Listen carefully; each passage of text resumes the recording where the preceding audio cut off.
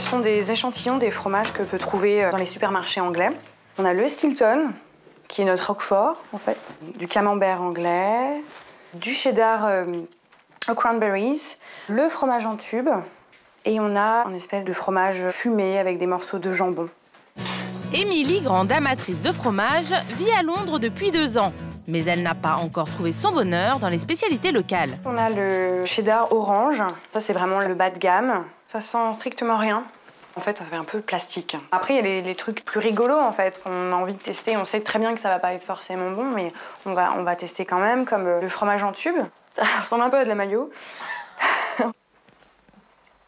C'est pas du vrai fromage de fromager. Ça, c'est le cheddar au cranberry.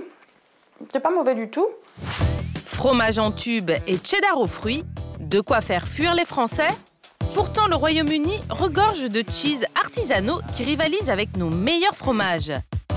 Stilton, Lancashire, Caerphilly ou West Country Cheddar, il y a plus de 600 sortes de fromages outre-Manche. Toutes les semaines, toutes les quinzaines, il apparaît des nouveaux fromages. Nous sommes allés à la découverte de l'un des joyaux les plus secrets de la couronne. Éric Chariot est un fromager français exilé en Angleterre. Passé à l'ennemi, il est peut-être l'un des meilleurs connaisseurs des fromages anglais. Nous avons un fromage qui est très original de par sa présentation, qui vient du nord de l'Angleterre, qu'on appelle le Lancashire Bomb. C'est un fromage de vache qui est extrêmement crémeux.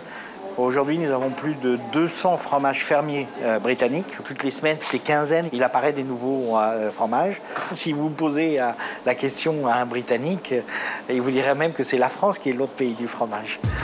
Pour être reconnu roi du fromage, les Britanniques ont tout de même quelques progrès à faire.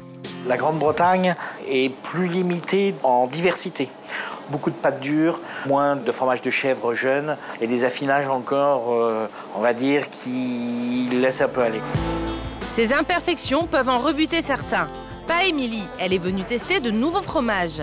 Éric veut lui prouver que les fromages british valent souvent les Français. Voilà, Émilie, je vous ai préparé une sélection de fromages britanniques. Il y a un fromage français que nous avons glissé parmi la sélection.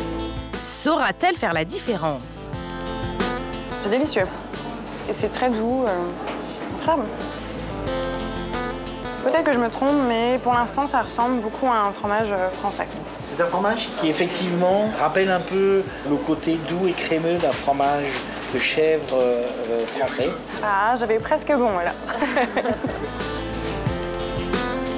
Un Cantal, mais beaucoup plus fort. C'est un Cantal, c'est même un Salers. J'ai gagné. Défi relevé. Ne lui reste plus qu'à déguster un dernier fromage à la mode anglaise, c'est-à-dire sans pain, mais avec des crackers. C'est très bizarre, mais c'est très très bon.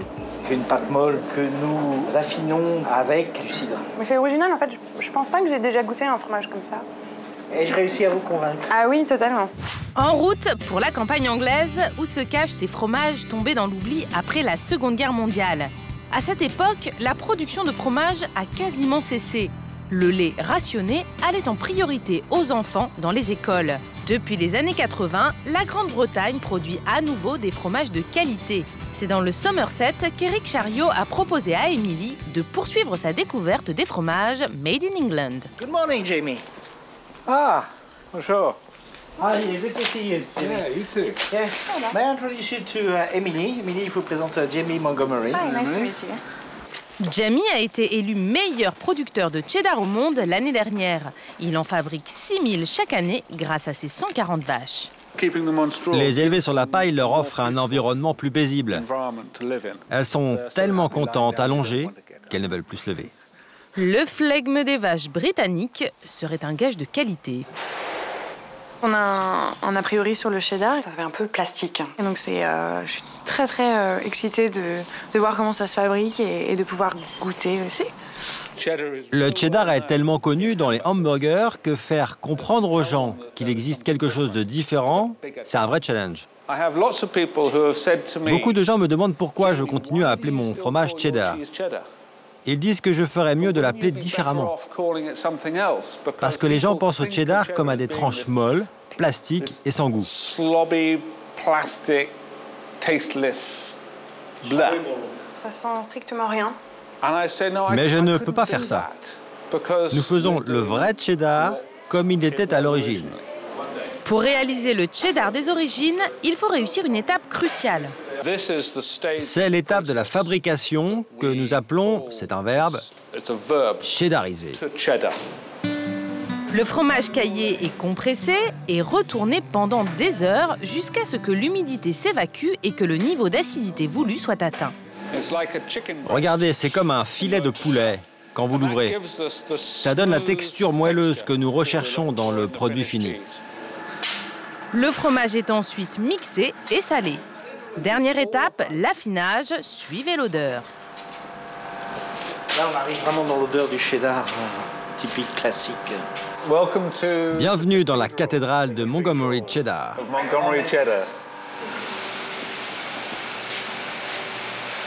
Les 6000 fromages sont affinés pendant 12 mois à 7 degrés avant d'être vendus. Celui-là est très récent. Il n'a pas encore de moisissure. Il est un peu visqueux au toucher. Mais très vite, de la moisissure se dépose sur le fromage et il devient bleu. Émilie et Eric testent un cheddar arrivé à maturité. C'est une œuvre d'art. Very creamy. It's really nicely melting in the palate. You don't have that cheese anywhere else. It's absolutely impossible. Conseil d'expert pour accompagner ce petit bijou? Si vous voulez la meilleure association, je vous conseille le cidre. Je vais tester la formule cheddar et cidre. Cheddar, Caerphilly ou Stilton, sachez que les fromages anglais se trouvent de plus en plus facilement dans nos contrées.